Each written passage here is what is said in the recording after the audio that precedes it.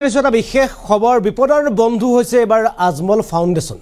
বানাকান্তৰ মাজত এবাৰ থিয় দিছে আজমল ফাউণ্ডেশ্যনে আৰু বানাকান্তৰ লগত থিয় হৈ তেওঁলোকে সাহায্য বিতৰণ কৰিছে আজমল ফাউণ্ডেশ্যনৰ ফালৰ পৰা আমি জনাব বিচাৰিছো এই বিশেষ তথ্যটো আৰু এই মুহূৰ্তত জনাব বিচাৰিছো বিশেষ খবৰ বিপদৰ সময়ত বন্যাতৰ কাষত আজমল ফাউণ্ডেশ্যন বানাকান্তৰ মাজত সাহায্য সামগ্ৰী বিতৰণ আজমল ফাউণ্ডেশ্যন বানাক্ৰান্তৰ মাজত সাহায্য সামগ্ৰী বিতৰণ কৰিছে আজমল ফাউণ্ডেশ্যনৰ ফালৰ পৰা আজমলৰ নিৰ্দেশৰ পাছতে সহায়ৰ হাত আগবঢ়াবলৈ ওলাই আহিছে আজমল ফাউণ্ডেশ্যন শ বানপীড়িতৰ মাজত অত্যাৱশ্যকীয় খাদ্য সামগ্ৰী বিতৰণ আজমল ফাউণ্ডেশ্যনৰ লগতে ওলাই আহিল মাৰ্কাজুল মাফিয়া বান বিধ্বস্ত অঞ্চলত বিপদৰ বন্ধু হ'ল আজমল ফাউণ্ডেশ্যন বদৰুদ্দিন আজমল আৰু সিৰাজউদ্দিন আজমলৰ নিৰ্দেশৰ পাছতে তৎপৰ হৈছে আজমল ফাউণ্ডেশ্যন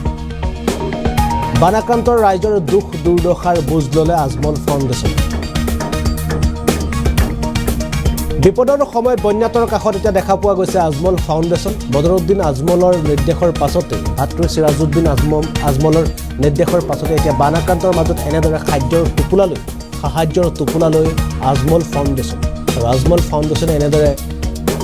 দৌৰৰ বিভিন্ন প্ৰান্তত যিসকল লোক বানাক্ৰান্ত আছে তেওঁলোকক কেনেদৰে সাহায্য সামগ্ৰী আগবঢ়াইছে আজমল ফাউণ্ডেশ্যনৰ ফালৰ পৰা লগতে আজমল ফাউণ্ডেশ্যনক লগত সহযোগ কৰিলে মাফিয়াই আৰু আমি সাহায্য বিতৰণৰ কিছু দৃশ্য দেখুৱাবলৈ চেষ্টা কৰিছোঁ আজমল ফাউণ্ডেশ্যনৰ ফালৰ পৰা এনেদৰে বানপীড়িত জনতাক তেওঁলোকে এমুঠি অন্ন তেওঁলোকে যোগান ধৰিছে কিয়নো ৰাজ্যৰ বিভিন্ন প্ৰান্তত এতিয়া দেখা পোৱা গৈছে যে নেৰানেপেৰা বৰষুণৰ ফলত ন অঞ্চলত বানত বুৰ গৈছে বিভিন্ন অঞ্চল বানত বিভীষিকাময় পৰিৱেশৰ সৃষ্টি হৈছে আৰু তেনে সময়তে এবাৰ সংখ্যালঘু প্ৰধান অঞ্চলত এনেদৰে সাহায্যৰ টোপোলা লৈ আজমল ফাউণ্ডেশ্যনে তেওঁলোকে এনেদৰে সাহায্য আগবঢ়োৱা পৰিলক্ষিত হৈছে বদৰুদ্দিন আজমলৰ নিৰ্দেশৰ পাছতে এনেদৰে সাহায্যৰ টোপোলা লৈ আজমল ফাউণ্ডেশ্যনৰ বিশেষ পদক্ষেপ এবাৰ আমি পোনে পোনে আপোনালোকক কিছু মন্তব্য দেখুৱাবলৈ চেষ্টা কৰিছোঁ মানে আসাম স্টেটের প্লাবিত অঞ্চলে রিলিফ বিতরিত হইতেছে আমরা গত কল্য এবং আজ দুই দিনে হাইলাকান্দির প্লাবিত বিভিন্ন অঞ্চলে মধ্য এবং উত্তরে বিভিন্ন স্থানে আমরা রিলিফ বন্টন করে আছি এইভাবে